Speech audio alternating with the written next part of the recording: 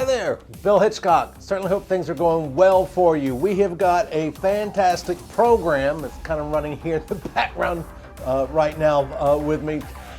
It's on North Carolina red drum. This is a half-hour documentary that literally covers everything. Conservation, migration, catch and release, proper catch and release, history going back into the 1700s, the commercial and recreational fishing, biology, all sorts of things. It took over a year to produce this documentary. Now, I stumbled across this. I produced this thing over 20 years ago. And to be quite honest with you, kind of forgot about it. Stumbled across a VHS tape of it, and that's what we're getting ready to air. The master of it's been shipped off to get it digitized, but when we're doing this is September 2024. Big red drum being caught in the Pamlico Sound. There's certain rules and regulations that pertain, such as the Owen Lupton rig, which Owen Lupton's going to show it to you. This is from, again, 25 years. Look at that, Dr. Lewis Daniels, when he was not, before he was the head of the Division of Marine Fisheries. Wow, that puts a few years on it. Anyway, enough of me. I want to get this out to you, this North Carolina Red Drum. It's Alpha Omega. It is the most complete television program you can possibly see on Red Drum. It's only 30 minutes long. Enough of me. Let's slide into the presentation.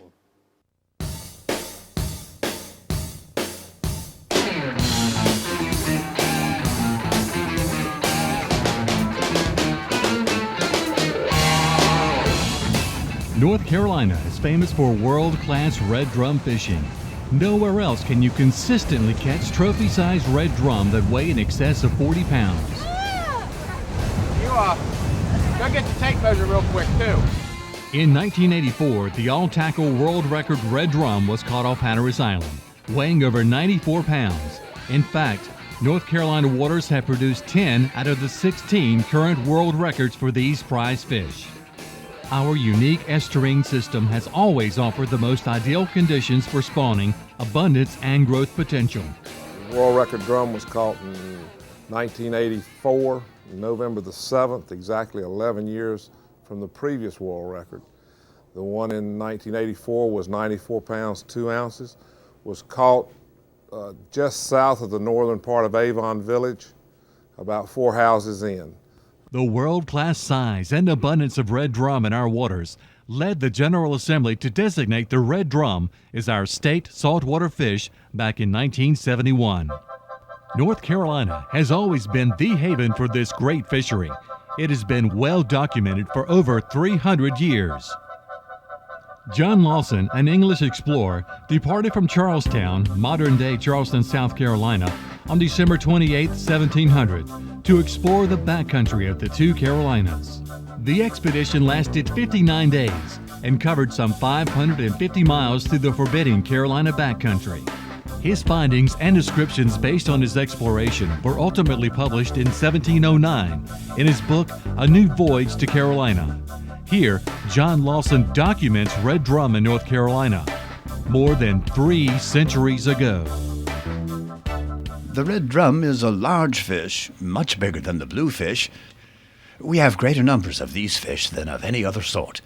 People go down and catch as many barrels full of these as they please with hook and line, especially every young flood when they bite. But after centuries of plenty, the stock status of red drum in modern times has declined to critically low levels. I can remember having good catches of them when deer season had already opened by the middle of October. That stayed pretty much throughout the 50s and 60s until along about 72 or 3. And for some reason, the fish just disappeared. When we have a good year class of drum, we go out and we hammer them. If we have a poor year class of drum, nobody really pursues them. Whatever's hot, everyone will go out and just nail it. And then the stocks are gone, and then they're like, well, there's nothing left to fish, so we're gonna go fish something else. So then the stocks rebound again. It's pretty much a predictable pattern of overfishing. Increased public demand for red drum as table fare has drawn attention to commercial fishing pressure as a cause for this decline. North Carolina and Mississippi are the only 2 states in the country to have a commercial red drum fishery. with our state landing up to 70% of the nation's total. Ooh, that's a big one. Recreational fishing pressure has been a subject of great concern as well. And, in fact, recreational fishermen in North Carolina during the decade of the 90s landed more red drum than commercial fishermen, on average of almost 50,000 pounds each year. We believe that the red drum F&P was explicit and was mandated. The declining status of red drum led the Division of Marine Fisheries in 1998 to begin preparing a management strategy to guide the recovery of this important species. In April 2001, the Marine Fisheries Commission approved the Red Drum Fishery Management Plan, charting a course for recovery of North Carolina's official saltwater fish. The 1997 Fisheries Reform Act required that fishery management plans be developed for all of the state's commercially and economically important species. The Marine Fisheries Commission uses our stock status list to set the priorities for fishery management plan development. And when they looked at the status of red drum, they were very concerned about that, and so in 1998 they began development of the plan for the recovery of red drum. It takes about 2 years to develop a fishery management plan, however, and they felt the stock needed attention right away, so they implemented temporary measures to guide that recovery. Then in 2001, they passed the final fishery management plan, charting the road to recovery for red drum. As a result of the temporary rulings made during the fishery management plan process and subsequent changes, restrictions placed on the red drum fishery include a commercial fishing year from September 1st through August 31st, with a 7-fish trip limit to ensure red drum is a bycatch fishery only, to prohibit the possession and sale of red drum larger than 27 inches, allowing older fish to spawn and reproduce, and to set recreational harvest limit at 1 fish per day with a slot limit between 18 and 27 inches so as to limit the impact on stocks. Understand that the rules are for a purpose. Like with red drum, 18-inch minimum size limit. Essentially, we're trying to protect those smaller fish, reduce mortality on those smaller fish. The 27-inch upper slot limit is to protect the adult spawning stock. These fish, they don't mature until they're over 30 inches. So by protecting the older fish, essentially what you've got is money in the bank. That's your spawning stock, they're your producers, you're protecting those fish. The scientific name for red drum is Cyanops ocellatus. Cyanops is Greek for perch-like marine fish, and ocellatus is Latin for eye-like colored spot, which refers to the black spot on either side of the tail. Scientists believe that the spots may fake predators into attacking the red drum toward the tail section instead of near their eyes, allowing the drum to escape. Red drum derive their name by their color, which ranges from a deep blackish and coppery to nearly silver, and from the characteristic noise that they produce. During spawning, males produce a drum-like sound by vibrating a muscle in their swim bladder. And you can think about this in terms of an evolutionary adjustment, because most of the members of the drum family live in the estuary, live in the inside coastal waters, where it's very turbid and muddy, and it's very difficult to see sometimes, and it's very difficult to pick up the other members of the group. But if you have a situation where you can sort of call everybody over, then it serves as a real advantage to try and get to optimize the spawning event. Adult red drum move from offshore in the winter to nearshore waters in early spring. Sexually mature adult red drum spawn in waters around coastal inlets and specific areas of Pamlico Sound from August to October. The fertilized drum eggs are carried throughout the sounds and estuaries by tides and winds and hatch within 24 hours. They will live in shallow grass beds and marshes for the first few months of life. They'll grow rather rapidly. In the first year, they'll reach 10 to 12 inches in length. They're basically benthic feeders, feeding on the bottom, eating things like fiddler crabs, mud crabs, small shrimp. As they get larger, they'll feed more on fish, but they tend to be primarily feeding on small crabs and things of that nature when they're juveniles. Red drum will continue to grow rapidly through the first 5 years of their life. There is not much overlap in length in the different year classes of fish. Essentially, you can tell how old that fish is based on its length.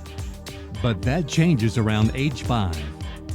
But once that fish reaches age 5, the growth really slows down, and that growth curve kind of flattens out. And so it's really hard to tell the difference based on length of a 5-year-old fish from a 20-year-old fish, because they could be essentially the same length. What you do see is the fish really start to put on some shoulders and some girth, and so they start adding a lot more weight and girth as they get older, but they stop growing in length. Red drum can live to be 60 years old.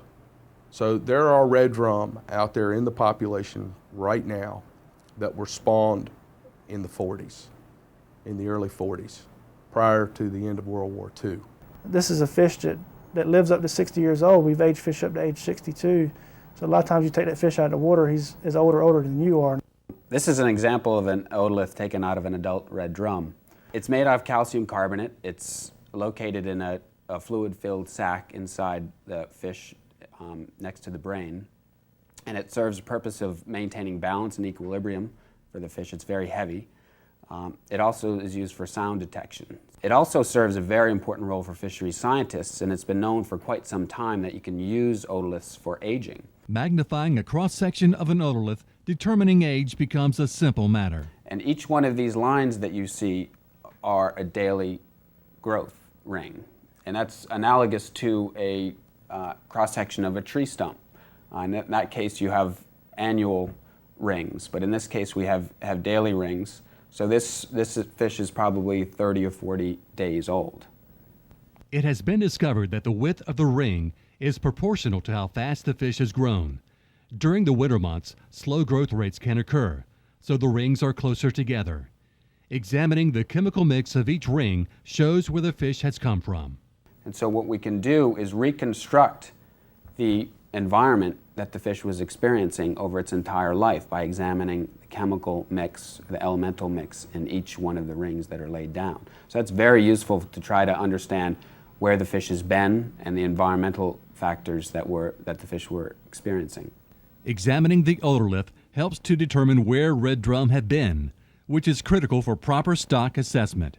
It has also been determined that our state experiences 2 separate populations of red drum, ranging from North Carolina and the fish that extend up to Rhode Island, and from South Carolina southward, down to Florida.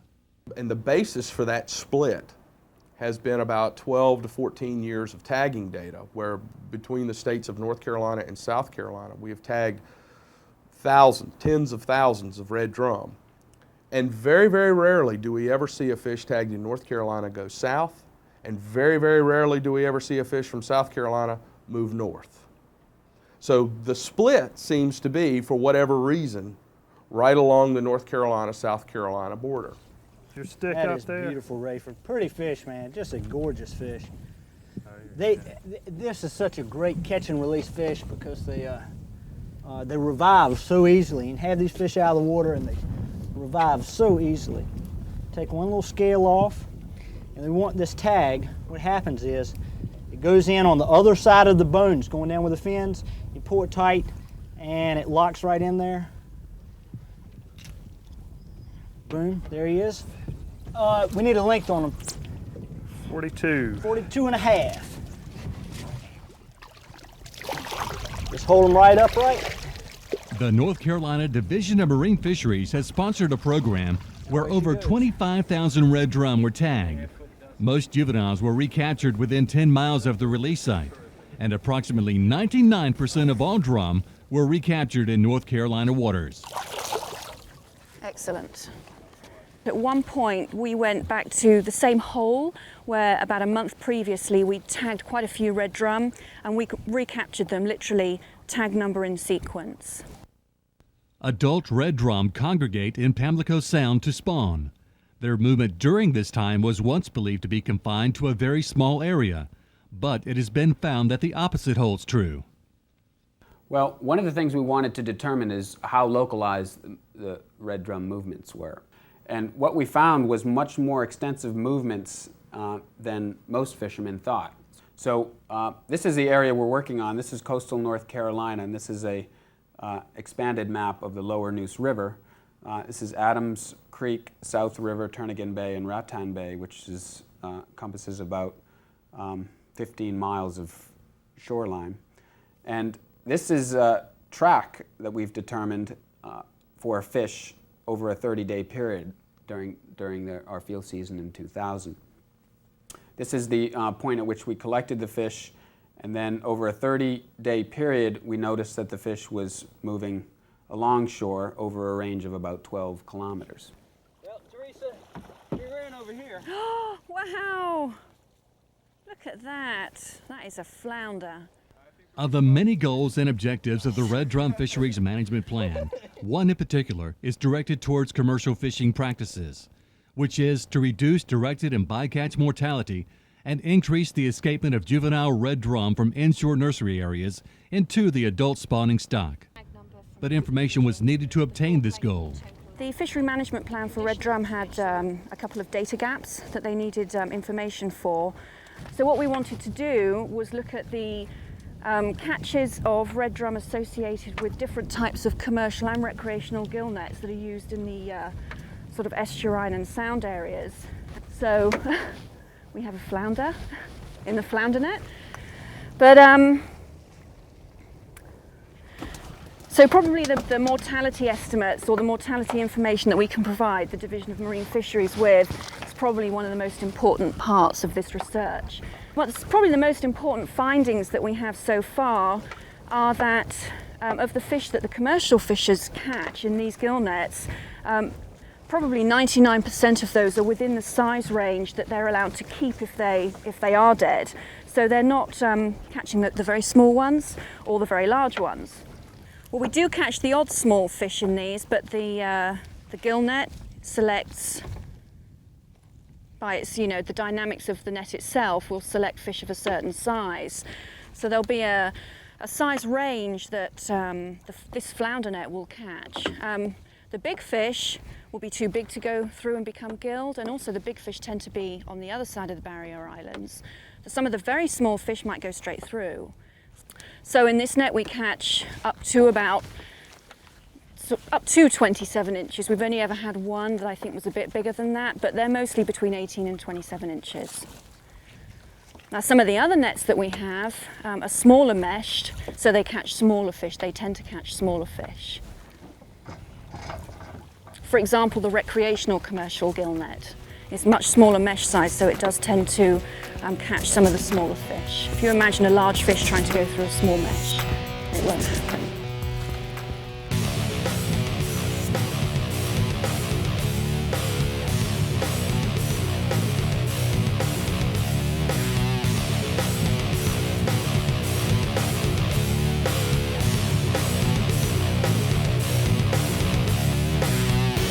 North Carolina is known around the world for its fantastic sports fishing, so much so that nearly 2 million people fish our coast each year. With this amount of angling pressure, fish stocks can be adversely impacted. Catch and release is commonly practiced, but it does not guarantee the fish's survival. Here's what you can do to increase those chances.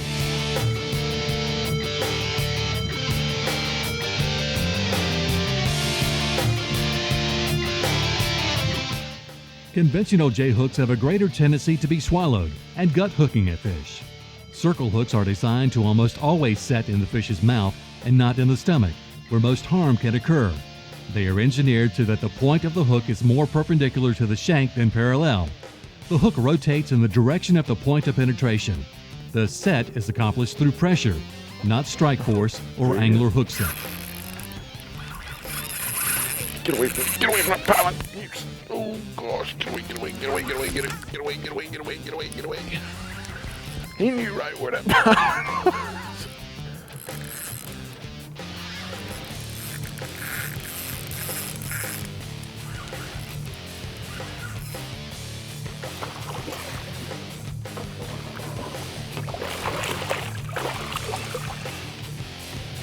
Multi-spot. Look at that hook, man. Right in the corner of the mouth.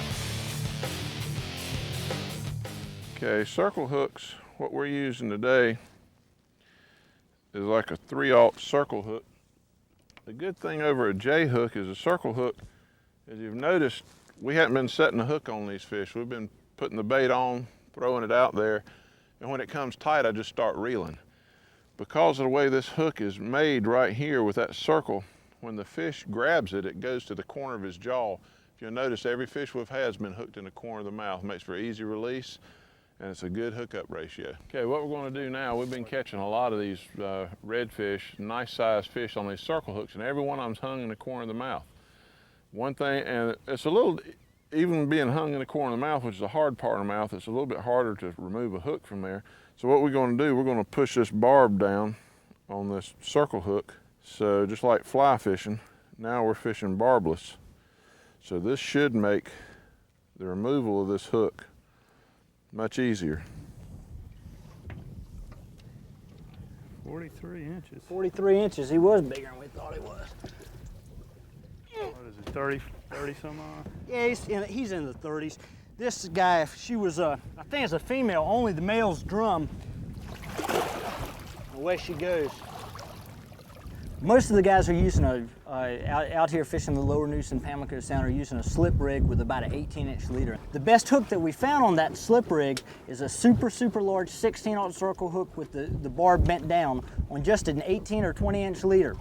Ideally though, we've come up with something a little bit better. It's called the Owen rig that Owen Lupton developed. And whether you're using a J hook, which used on the 18-inch leader and the slip sinker, you got as much as 50% deep hooking. We really have reduced that deep hooking down by shortening the leader and putting a heavier weight. So as soon as the fish picks it up and starts running, he feels the weight, the hook comes around and catches him in the corner of the mouth before he gets a chance to get it deep. The Owen rig that was mentioned earlier is an improvement over the more traditional drum rig. It was designed by Owen Lupton, who has fished the Pamlico Sound for over 50 years. Basically, this rig sort of evolved out of trying to find a rig that would use a circle hook that would minimize, even with a circle hook, the amount of deep hooks that you would have. And so what I did was began to shorten the leader up, the amount of leader that I had been using. And my idea was to use the weight on the hook as a sort of a stop, so that when the fish seemed to come to the weight, they didn't want to swallow that weight any further in their mouth. It seemed to me that they would, when they chomped down on that lead, that would sort of be a stopping point to them.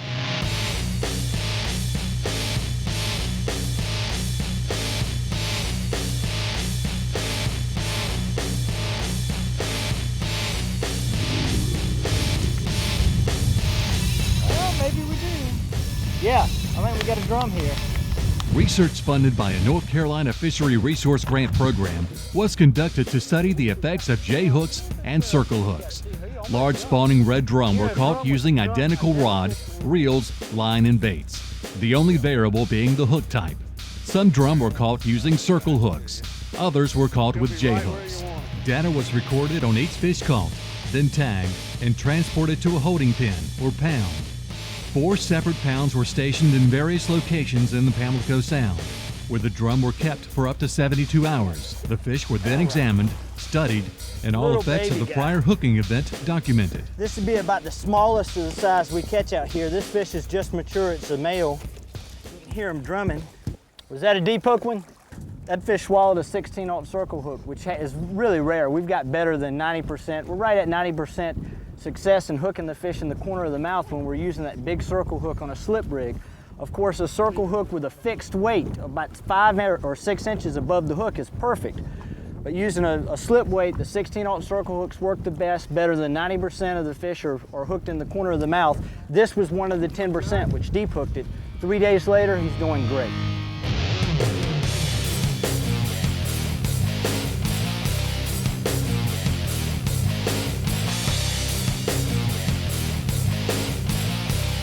Proper release of fish requires proper tools on hand. Always have a pair of pliers ready to dehook the fish. Pliers allow for greater control of the hook during removal. Hook-out devices work well for more hands-free hook removal, especially when the fish is deep hooked. A device called a Boca grip enables you to control smaller fish in the water and eliminates the need for a net. Scales are built into the handle so as to allow for hands-free weighing. Another device that we have available to the fishermen is a landing net. They come in various sizes, but the newer designs are vinyl coated, knotless webbing as I have here. There are no knots in there. And the knotless webbing helps reduce that sloughing off of the slime, the protective slime on the side of the fish. The landing net also allows you to confine the fish where you can work with him as far as taking the hook out and picking him up and weighing him.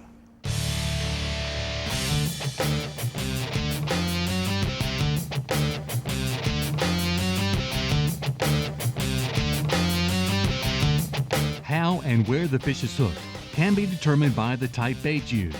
Ideally, for any catch and release fishing, the goal is to lip or mouth hook the fish so as to minimize injury. Natural and live baits are more prone to be swallowed deep into the stomach and throat regions, resulting in greater damage to the fish.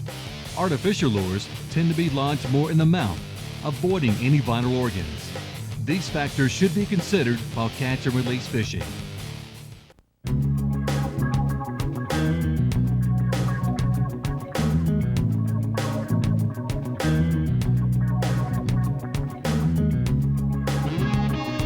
Bill, we're using 40-pound casts, 6.5-foot rods, TLD reels here.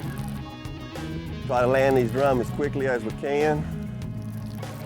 Most of these fish we can put to the boat in 5 minutes. Hardly ever do you have one that takes more than 10 minutes. The heavier gear that you use and the faster you can get the fish in, along with the circle hooks, the better it's going to be.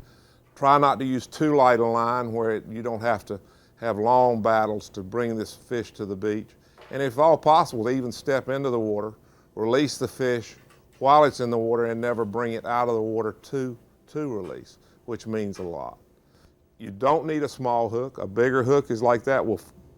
Whether he's a fish that's 5 pounds or whether he's a fish that's 50 pounds, he's got a big enough mouth that he can take care of a bigger hook, either way you fish.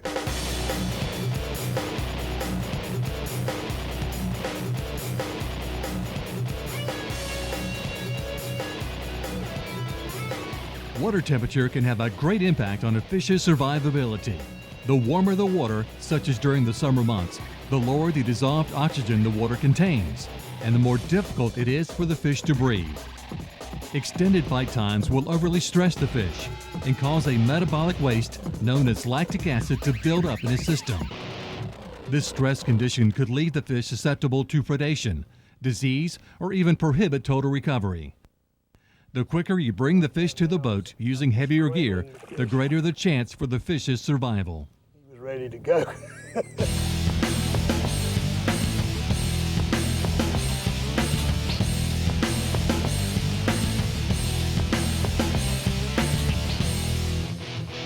Try not to remove the fish from the water. If you must, wet your hands first and be quick and gentle. Do not squeeze the fish.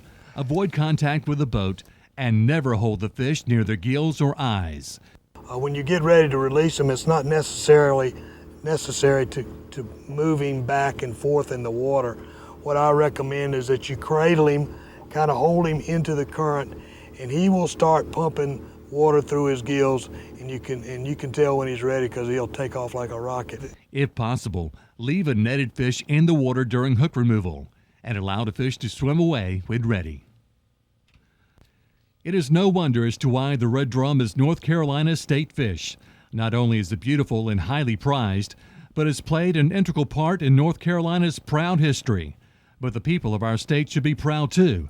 They have worked hard to protect, preserve, and perpetuate our stocks of red drum. Fisheries managers, anglers, and scientists have set an example for the rest of the nation to follow.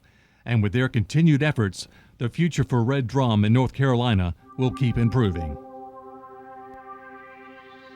Red drum right here in North Carolina, it's a world-class fishery. The fish obtain their largest sizes and live the longest right here in North Carolina.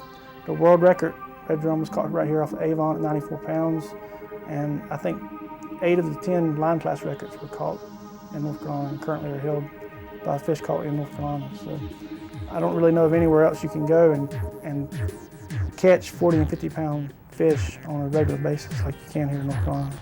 And we believe that our fishery management plan has shown that there is a way that both the commercial and the recreational red drum fishery can coexist and still see that population rebound and ultimately recover. And that if we keep going in the direction we're going with the rules that are intact now, and being very careful as we are more lenient in the future, that we will see that we're going to have a drum fishery for many, many years to come. Well, I certainly hope you enjoyed that half-hour documentary on North Carolina red drum. Like I said at the beginning, it is power-packed. Probably the most complete half-hour program on North Carolina red drum that you could possibly see. And I was very happy to stumble across the VHS tape copy of it, which is what you saw, and that's also why you might see it a little bit, the little boxy 4x4, 3x4 aspect ratio as opposed to the 16:9 aspect ratio, because it's over 20 years ago, but it's a fantastic program. Love to hear from you. Email me, billhitchcock@mail.com, billhitchcock@mail.com, billhitchcock@mail.com, or you can post on YouTube your thoughts and opinions. Love to hear from you. Until next time, I'm Bill Hitchcock.